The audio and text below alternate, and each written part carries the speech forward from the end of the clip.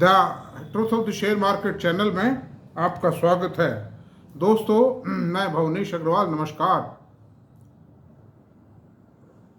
पहले तो आज 2-3 विषयों पर चर्चा करेंगे। 1 मिनट तो बाजार पर चर्चा करेंगे और कुछ लोगों के द्वारा ये मांग की जा रही है, शायद बाद में जुड़े हों लोग, और वो रोज़ कहते हैं, काफ़ी तकाजा कर रहे हैं मुझे कि साहब हमें शेयर को कैसे पहचानें, उसके तरीके बताएं।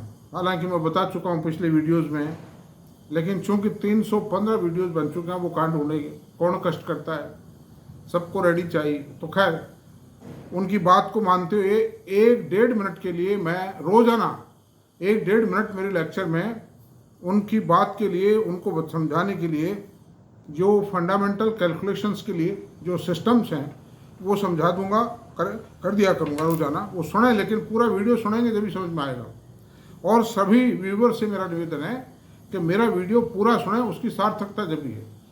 वरना क्या है कि मान लीजिए मैं किसी कंपनी का बारे में बताता हूँ, किसी भी शेयर के बारे में कहता हूँ, तो मैं मेरिट डिमेरिट दोनों बताता हूँ, या मेरिट भी बताता हूँ, लेकिन मेरिट के साथ ये तो कहता हूँ कब खरीदना है, कब बेचना है, कितने तक खरीदना है, क्या करना है, क्या नहीं करना।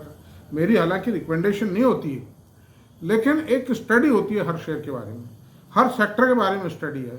ये भी बताना पड़ता है मुझे इस सेक्टर का बढ़िया शेयर कौन सा है, मैनेजमेंट कौन सा बढ़िया, दुनिया भर की जानकारी है। आपके लिए लाभप्रद भी रहेगा कि जब आप मेरे वीडियो को पूरा सुनेंगे। मेरा कोई लालच नहीं है आप देखें ना देखें, ये सब आपका आउटलुक है। तो खैर, अब चलते हैं। तो सबसे पहले तो बाजार के बारे में चर्चा करते हैं। कोई लंबी चौड़ी चर्चा नहीं है, आधा मिनट 1 मिनट की चर्चा है कि बाजार फ्लैट है, और जो आशंकाएं बाजार में व्यक्त की जा रही हैं मेरे ख्याल से वो नहीं है। ठीक है, किसी दिन 200 पॉइंट 300 पॉइंट निफ्टी को गिरा देंगे तो दूसरे दिन 150-200 पॉइंट चढ़ भी जाए। निफ्टी में ज़्यादा से ज़्यादा 800-900 पॉइंट से ज़्यादा की गिरावट नहीं है, और वो भी मेरे ख्याल से 500-400 आके रह जाएगी, नहीं आएगी।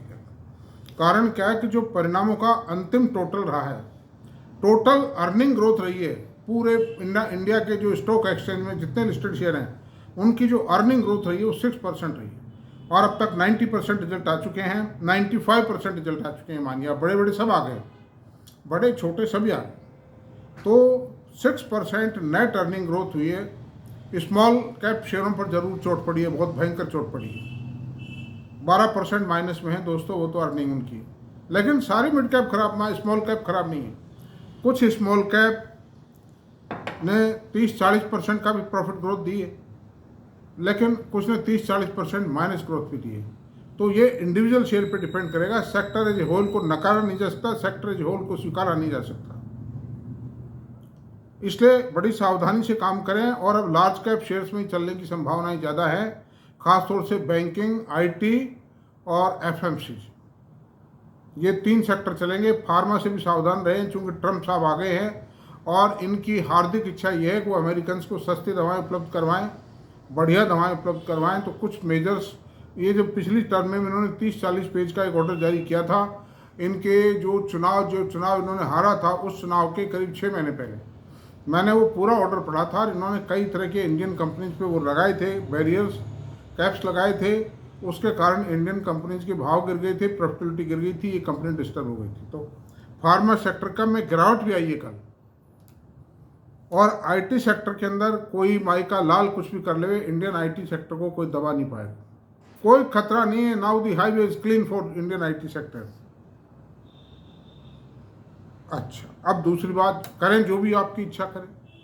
मेरा खाली स्टडीज है, मेरा अनुभव है, मेरा अनुमान है। अब दूसरी बात चलते हैं। आज पहली बात बताएंगे EPS P ratio, earning per share और प्राइस अर्निंग रेशो क्या होते हैं, ये कैसे निकाले जाते हैं। अर्निंग पर शेयर, प्रति शेयर, प्रत्येक शेयर ने, कंपनी के प्रत्येक शेयर ने साल में या क्वार्टर में कितने रुपए कमाए, इसका सीधा फॉर्मूला है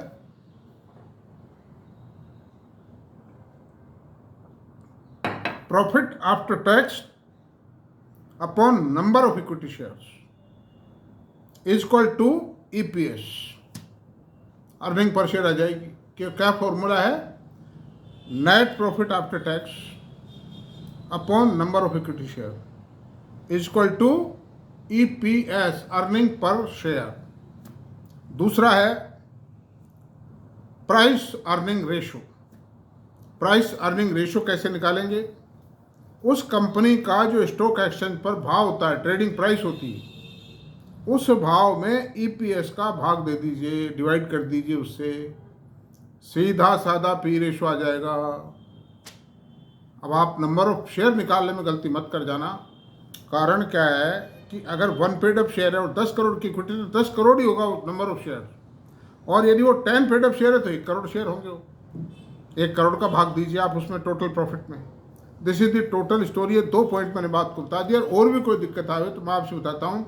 आप अपना सवाल गूगल पे डालिए, गूगल बाबा आपके सवालों का तुरंत जवाब देगा। और चैट GPT पे डाल दीजिए, उसका भी ऐप बना लीजिए, उसमें भी खटाक से उत्तर आएगा आपका।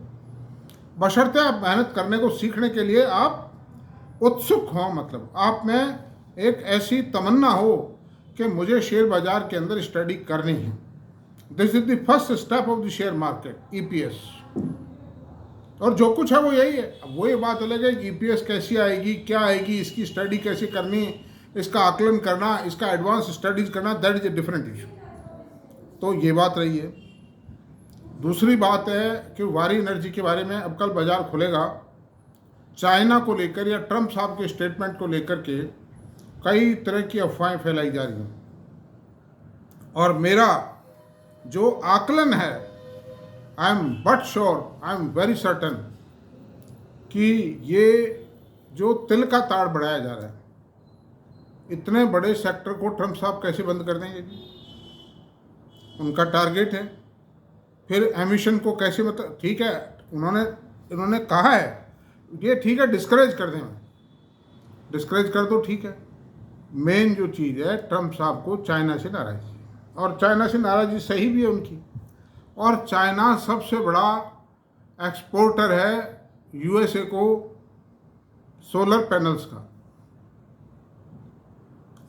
चाइना की जो इंस्टॉल्ड कैपेसिटी है वो 2.5 लाख मेगावाट की कैपेसिटी है पर ईयर सोलर पैनल्स की। खुद तो लगा चुका 6 लाख मेगावाट पावर लगा चुका है सोलर पावर, जो काफ़ी है, और जो पावर लगी हुई है और मतलब जो सोर्सेज से 6 लाख, और धीरे धीरे और लगती रहेगी। लेकिन चाइना को खुद का जो कंजम्पशन है वो तो बिल्कुल घट गया है सोलर पावर का। वो अमेरिका को एक्सपोर्ट कर रहा है, और ये उनको पता है। किसको? ट्रंप साहब को पता है कि अमेरिका से आ रहा है माल, नहीं ये चाइना से आ रहा है माल, तो वो इसको डिस्करेज करना चाहेंगे। इंडियन इंपोर्ट को बिल्कुल भी वो डिस्टर्ब नहीं करेंगे, और कर भी दिया तो कोई चिंता की बात नहीं। इंडिया की खुद की ज़रूरत इतनी ज़्यादा है। अभी तक जो इंडिया में प्रोडक्शन अवेलेबल है वो 25,000 मेगावाट पर ईयर का है, including the capacity of Waaree, Tata Power and this Premier Energy. ये 3 बड़ी कंपनीज हैं, इनकी तीनों की जो कैपेसिटी मिला करके, और 12 और 8 20, 20.5 और 3-4 हज़ार 25,000 है, मतलब 25,000 मेगावाट से ज़्यादा कैपेसिटी नहीं है। इंडिया कम से कम 50,000 मेगावाट पर ईयर का मतलब कंज्यूमर है आज की तारीख में, सोलर पावर और PV सेल्स का। इसलिए दोस्तों निश्चिंत रहिए। तोड़ना गिराना ये तो सब ऑपरेटर्स का काम है। अगर वो गिराएंगे, पढ़ेंगे नहीं, पछाड़ेंगे नहीं, ये रिटेल इन्वेस्टर को डराएंगे नहीं, कमाते किससे हैं? किससे कमाएंगे? एक ऑपरेटर दूसरे ऑपरेटर को पैसे देने वाला नहीं, घाटा खाने वाला नहीं। ये गरीब गाय जो है इन्वेस्टर है, रिटेल इन्वेस्टर है, इसके साथ चोट होती है। वो क्यों होती है? नासमझी के कारण, भय के कारण, लालच के कारण, ज़्यादा पैसा जल्दी से कमाने की आशा में। आप निश्चिंत रहें। मैं समझता हूँ वारी एनर्जी को कोई एक तिल भर भी आँच नहीं आएगी। फंडामेंटल इंटैक्ट है, इंटैक्ट रहेंगे 2 साल तक। अच्छा, अब चलते हैं। आज का जो मुख्य विषय है वो ये है कि आपकी शारीरिक हेल्थ को ठीक करने वाले, भाई बीमार तो कोई भी आदमी हो सकता है, एक ऐसा सेक्टर है जो आपकी शारीरिक हेल्थ को भी ठीक करेगा और आपकी वित्तीय हेल्थ को भी ठीक करेगा। That is A sector which will improve your health as well as your financial health will be improved if you keep patience after making investment in that sector. तसल्ली रखनी पड़ेगी। और नाइट कुछ नहीं होगा, महीने में कुछ नहीं होगा, 2 महीने में कुछ नहीं होगा, 6 महीने में कुछ नहीं होगा, 2-3 साल के लिए रुक जाइए। जो धीरे खाता है उसकी जीभ नहीं कटती है, जो तेज गति से खाना खाता है कई बार उसकी जीभ कट जाती है, कई बार दांत को बहुत रगड़ लग जाती है, कोई करड़ी चीज आ जाती है, दांत पे जोर आता है। तो जल्दी खाना खाओगे, हर काम में जल्दी गाड़ी चलाओगे, आप टकरा जाएगी वो गाड़ी। आप जल्दी चेन्नई उतर के देख लीजिए, कहीं ना कहीं चूक होगी, हाथ पैर टूट जाते। तो तसल्ली से आप इन्वेस्ट करिए। मैं आगे बताऊंगा किन किन लोगों ने उन सेक्टर्स में बहुत बड़े इन्वेस्टमेंट है उनकी। तो अब चलते हैं, आज हम 4 कंपनी है उस सेक्टर की। There are 4 companies of that sector, we will discuss on that. तो 4 सेक्टर्स क्या उस सेक्टर में बड़ी जो हैं, तो 20 कंपनियां लिस्टेड, लेकिन 4 मेजर प्लेयर्स हैं। वो 4 मेजर प्लेयर्स कौन कौन से हैं?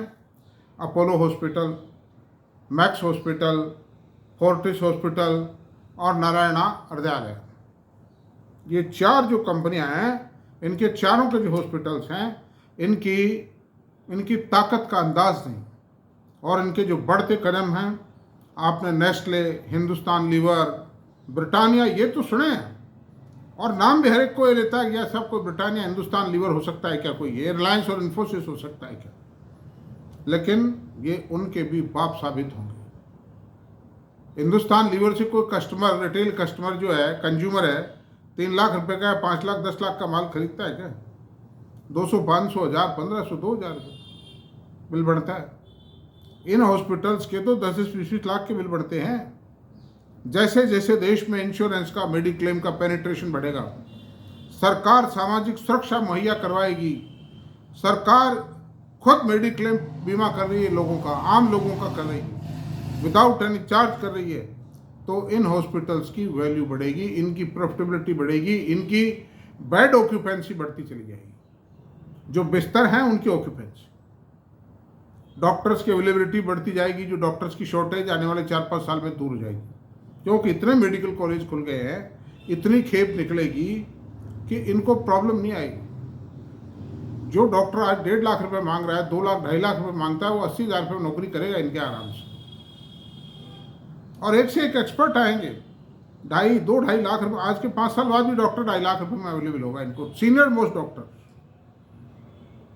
अभी जो सर्जरी के अंदर इनसे कमीशन चाहते हैं, पार्टनरशिप चाहते हैं डॉक्टर्स, उसमें भी कमी आएगी। जैसे जैसे डॉक्टर्स की अवेलेबिलिटी बढ़ेगी, वैसे वैसे हॉस्पिटल्स की प्रॉफिटेबिलिटी बढ़ेगी, जैसे जैसे मेडिक्लेम इंश्योरेंस का पेनिट्रेशन बढ़ेगा, वैसे वैसे इन हॉस्पिटल्स की प्रॉफिटेबिलिटी बढ़ेगी, ऑक्यूपेंसी बढ़ेगी। तो अब चलते हैं दोस्तों, सबसे पहले अपोलो हॉस्पिटल पे बात करते हैं। ये 1993 की बात है। हम 4 दोस्त बैठे थे, शाम का 4 बज चुके थे, स्टॉक एक्सचेंज बंद हो चुका था। उस जमाने में 2 बजे बंद होते थे स्टॉक एक्सचेंज, 12 से 2 ही खुलते थे सिर्फ। तो बैठे थे 4 दोस्त, चाय पी रहे थे, बड़े लिज्योर मूड में थे। अब बात तो शेयर बाजार की करेंगे, इससे ज़्यादा इंटरेस्टेड बात हो क्या सकती है। तो बात करते करते जिक्र यह आया कि इंडियन होटल की बात करते हैं, ईस्ट इंडिया होटल की बात करते हैं, हैटी रीजेंसी होटल की बात करते हैं। अरे ये अपोलो हॉस्पिटल तो सबसे बड़ा होटल है, ये दवाई के पैसे ये लेता है, वो तो खाने के पैसे लेते हैं, 500, 200, 1000, 2000, 3000 रुपये ये दवाई के पैसे लेते हैं, ये डॉक्टर की फीस लेते हैं, कमरे का किराया लेते हैं, इनका बिल लाखों रुपए का बनता है, होटल का बिल हजारों का बिल बनता है। तो ये तो बहुत बढ़िया चीज़ है। और उस समय 30 रुपये था, 10 पेड अप शेयर 30 रुपये था। आज अगर 10 पेड अप शेयर की वैल्यू लगाते हैं तो 15,000 रुपये आती है, और बोनस और दे चुका है। इसकी इक्विटी मात्र 74 करोड़ रुपए है, 72 करोड़ की इक्विटी है इसकी, और 25-30% से ग्रो कर रहा है दोस्तों इसको। अब बताते हैं इसका फिगर्स, बताते हैं इसके।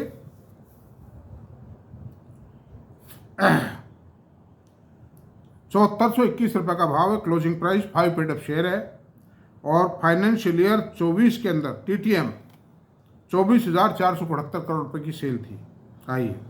प्रॉफिट 1224 करोड़ रुपए और EPS आई है 82 रुपये 28 पैसे।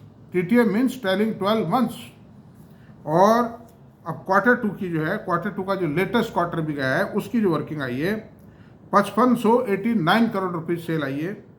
396 करोड़ का प्रॉफिट है जो एवर हाईएस्ट प्रॉफिट है, लाइफ टाइम हाई प्रॉफिट है। अभी ज़्यादा डेटा नहीं दे इसका क्योंकि 4 हॉस्पिटल्स के इतने शॉर्ट टाइम में बताना it is a very difficult job. और Q2 का अच्छा EPS आई है 26 रुपये 34 पैसे। इसका मतलब होगा कि 100 रुपये से ऊपर आएगी हर सूरत में। इसका P रेशियो 90 है, ऑपरेटिंग प्रॉफिट मार्जिन 15% है और इक्विटी 74 करोड़। अब आपको बताते हैं इसके 10,000 बेड है इंडिया में टोटल, जितने भी हॉस्पिटल है उनकी सबकी जो बेड की संख्या है वो 10,000 है और 2,000 इसकी फार्मेसीज हैं, नहीं 2,000 इसके जो छोटे हॉस्पिटल्स हैं, 4,000 क्लिनिक्स है, 400 क्लिनिक्स हैं और 2,000 डायग्नोस्टिक सेंटर्स हैं, नहीं ये 2,000 फार्मेसीज है और 400 क्लिनिक्स हैं, 2,000 डायग्नोस्टिक सेंटर है और 6,000 फार्मेसी है नहीं 2,000 ये अच्छा प्लान है इनका, 2,000 प्लान है, मतलब ये 2,000 बेड और जोड़ेंगे, 10,000 की 12,000 बेड हो जाएंगी। अच्छा अब चलते हैं, तो ये तो रही अपोलो हॉस्पिटल की। This is the super most hospital having the highest number of beds. 10,000 bed होना कोई मामूली बात नहीं है इतने 5 स्टार फैसिलिटीज के साथ। अब अपन चलते हैं मैक्स हॉस्पिटल। इसके 5150 मतलब बेड है इसके पास में, 30 स्पेशलिटी हॉस्पिटल है इसके टोटल इंडिया में, 5,000 क्लिनिक्स हैं इसके। अच्छा अब इसकी आर्थिक पोजीशन देखते हैं, इसके रिजल्ट देखते हैं। इसका रेट है 1,079 रुपये, फेस वैल्यू है 10 रुपये, 10 रुपीज़ पेड अप शेयर है, 10,079 रुपये इसका भाव है। और एक साल में तो ये ऊपर नीचे नहीं लिखा, फाइनेंशियल ईयर 24 की जो सेल आई है TTM 6,008 करोड़ रुपए, प्रॉफिट 1,059 करोड़ रुपए। इसका प्रॉफिट बहुत ज़्यादा है, ऑपरेटिंग प्रॉफिट मार्जिन बहुत ज़्यादा, 27% मार्जिन है इसका, 26% मार्जिन है इसका। अच्छा इसकी जो एनुअलाइज EPS है 10 रुपये 90 पैसे। इसका जो P रेशो है 99.1 है। P ratio highest in the hospital industry है इसका। लेकिन ये दिल्ली, हरियाणा, चंडीगढ़, पंजाब, ये जो मतलब जो रिच जो इसका कस्टमर है, पेशेंट को कस्टमर ही कहेंगे इसका, वो उस एरिया में ही है, उसको पेनिट्रेट करती है उस एरिया, इसलिए पेइंग कैपेसिटी है, इसलिए इनके ऑपरेटिंग मार्जिन भी ज़्यादा है। और जो हॉस्पिटल्स हैं वो भी बहुत हाई स्टैंडर्ड के हॉस्पिटल्स हैं, अपोलो के भी हाई स्टैंडर्ड के हैं। और मैं आपसे बताता हूँ क्वार्टरली रिजल्ट्स की पोजीशन ये है कि सेल आई है 282 करोड़, नहीं सेल आई है 1,707 करोड़, 17 चौका 68। ये हालांकि ये जो सीज़न होता है ना सेकंड क्वार्टर का, ये इनका बिजी सीज़न होता है। लेकिन चूंकि सर्जरी का ज़माना है, सर्जरी बहुत होती है इन हॉस्पिटल्स में, हार्ट की सर्जरी, इंटेस्टाइन की सर्जरी, लंग्स की सर्जरी, ब्रेन की सर्जरी, हाथ की, पैर की, दुनिया भर की काम। अच्छा फिर ये जो हैं ये आपके यूरोलॉजिकल प्रॉब्लम्स हैं, प्रोस्टेट की सर्जरी होती है, किडनी के आसपास जो भी मतलब जो यूरिन प्रॉब्लम्स हैं उनकी सर्जरी होती है, मतलब काफ़ी होती है, पथरी निकालने का काम है, बहुत है, कई तरह की सर्जरीज हैं, कान की सर्जरी है, नाक की सर्जरी है, हाथ की सर्जरी, जो भी है दुनिया भर के। तो इन पर कोई सीजन का कोई ऐसी बात नहीं, जुकाम बुखार के पेशेंटों से कुछ नहीं होता है, एक पेशेंट से 20 लाख रुपए ले लेते हैं इलाज करने। तो इसका 26% मार्जिन है, प्राइस अर्निंग रेशियो 99.1 है और फेस वैल्यू 10 रुपये है, इक्विटी 972 करोड़ रुपए। बस ये एक इसका जरूर है, लेकिन उससे क्या फर्क पड़ता है, share is growing, company is growing.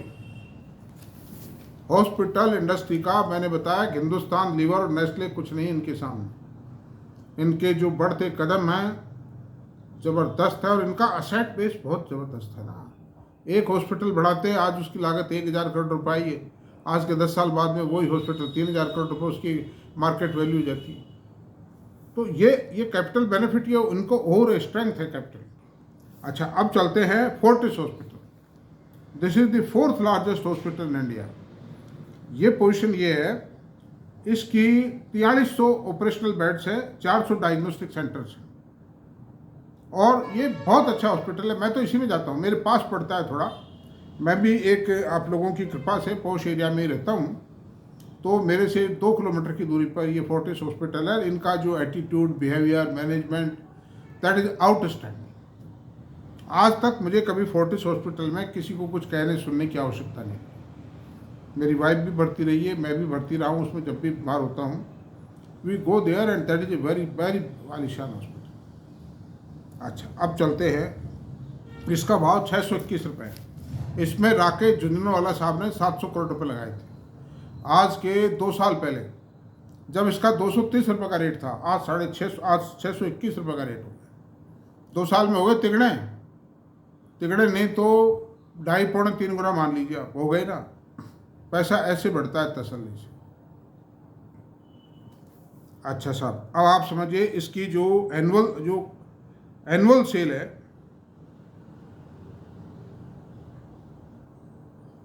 जो इसकी एनुअल सेल है 7313 करोड़ रुपए की। मैक्स से ज़्यादा है इसकी सेल। नंबर ऑफ बेड थोड़ा कम है, लेकिन मैक्स से इसकी सेल ज़्यादा है, क्योंकि इसमें अच्छा सुनो, प्रॉफिट 704 करोड़ रुपए का पूरे साल का, अर्निंग पर शेयर 869 करोड़ रुपए, और Q2 का जो सेल आई है 1988 करोड़ रुपए आई है, प्रॉफिट 193 करोड़ रुपए आया। ग्रोथ है, सब में ग्रोथ है, और EPS ₹2.34 आई है। प्राइस अर्निंग रेशियो 68 है, और मतलब इसका अपोलो और मैक्स से कम है ना। और ऑपरेटिंग प्रॉफिट मार्जिन 22% है, यानी इसका अपोलो से ज़्यादा है और मैक्स से थोड़ा कम है। 10 पेड अप शेयर है, 755 करोड़ की इक्विटी है। तो 10 पेड अप इक्विटी है, कोई ऐसी खास बात नहीं। मतलब तो उससे अप्रिसिएशन आने से शेयर जैसी प्रॉफिटेबिलिटी बढ़ेगी, EPS बढ़ेगी, उस हिसाब से बढ़ जाएगा। अच्छा, अब चलते हैं दोस्तों नारायणा हॉस्पिटल। नारायणा हॉस्पिटल की टोटल बेड संख्या 2164 है, बेड है। 21 हॉस्पिटल है इसके, और जुड़ रहे हैं। मतलब सब हॉस्पिटल जो है ना, ये जितने भी है, एक दो हॉस्पिटल 1-2 साल में जोड़े रहते हैं 500-700 बेड का। अच्छा सर, एक हॉस्पिटल के निर्माण में 5 साल लगते हैं। हॉस्पिटल को बनाना और एक फैक्ट्री को बनाना एक ही बात है, मतलब दुनिया भर के इंतजाम करने पड़ते। इसकी सेल आई है 1291 करोड़ रुपए का रेट है नारायणा का, 10 पेड अप शेयर है। और दोस्तों 5224 करोड़ की सेल आई है। TTM की 779 करोड़ का नेट प्रॉफिट है। 38 रुपये 10 पैसे EPS है। अपोलो हॉस्पिटल से नेक्स्ट EPS इसी की अगर है ना। और सेल जो है इसकी क्वार्टरली सेल 1400 करोड़ आई है। प्रॉफिट तो थोड़ा गलत लिखा गया, ये गलत लिखा गया। प्रॉफिट आप मानिए करीब 200 करोड़ का प्रॉफिट है इसका। और EPS 9.72 इसकी एक क्वार्टर की, single quarter EPS 9.72, annualise EPS 38.10। और price earning ratio 33.9, lowest in the hospital industry, having second largest number of bed, having speciality for heart treatment. Margin 22% है, ऑपरेटिंग मार्जिन, फेस वैल्यू 10 रुपये, equity 204 crore. Equity भी ज़्यादा नहीं। मैं तो सबसे ज़्यादा जो बेस्ट मानता हूँ ना, मेरे से कोई भी पूछता है कि साहब हॉस्पिटल में कौन सा है, नारायणा खरीदो, मैं तो ये कहता हूँ। जो भी रिलेटिव फ्रेंड्स हैं, औरों को तो देखिए हम करते नहीं हैं, लेकिन Narayana hospital is the best. ये जो हिंदुस्तान लीवर वगैरह है तो 10 साल तक पड़े रहते। आज नेस्ले का रिजल्ट आया है, क्या है उसमें, कुछ भी नहीं आया। जितने बच्चे मैगी खाते हैं उतनी मैगी खाएंगे, मतलब लेडीज है, बच्चे हैं, जो भी है। अपने लद्दाख में और साहब हिमाचल, लद्दाख, दिल्ली, खासतौर से लद्दाख और ये जो नॉर्थ ईस्ट में मैगी का प्रयोग बहुत ज़्यादा है। बच्चा मैगी खाता है, हर होटल रेस्टोरेंट वाला मैगी बनाता है, तो उधर ज़्यादा है। लेकिन बस वो जितनी यूज़ हो रही है उतनी उसमें 2-4% की एनुअल ग्रोथ आ सकती है वॉल्यूम के अंदर। बाकी प्राइस वॉल्यूम ग्रोथ जरूर आएगी। तो दिस इज द टोटल। और हॉस्पिटल्स का देखिए, हमारे जो देश के चैनल्स हैं, बिजनेस चैनल्स है, वो रिकमेंड किसको करते हैं, डायग्नोस्टिक शेयरों को करते हैं। डॉक्टर लाजपत है, थायरो केयर है, कृष्णा डायग्नोस्टिक, इनमें क्या रखा है, ये पैथोलॉजिकल टेस्ट करते हैं खाली। और ये जो हॉस्पिटल है, देखिए दवा की दुकान ये चलाते हैं। इलेक्ट्रॉनिक, मतलब ये जो ये जो इलेक्ट्रॉनिक से कॉस्टली टेस्ट जो 8,000 10,000 रुपये लेते हैं एमआरआई का, और सीसीटीवी क्या नाम, एमआरआई मानिए आप, तो एमआरआई का लेते हैं, एक्सरे है, और दुनिया भर के टेस्ट करते हैं जो बहुत कॉस्टली टेस्ट है। तो टेस्टिंग का पैसा है, दवा का पैसा है, दवाएं खुद लगाते हैं मरीजों का, वो प्रॉफिट है। डॉक्टर की फीस है, हॉस्पिटल का चार्ज है, रूम चार्ज है, 8-8 10,000 रुपये पर डे चार्ज है उसका। वही 5 स्टार से ज़्यादा है बल्कि इनका चार्ज। डॉक्टर की फीस भी है 1400 1500 2,000 रुपये लेते हैं एक दिन की फीस एडमिटेड पेशेंट्स। तो कितने बेनिफिट हो गए आप बताओ। Under this circumstances, these shares are better than FMCG company as well as better than several hotels. Several क्या सबसे बढ़िया है।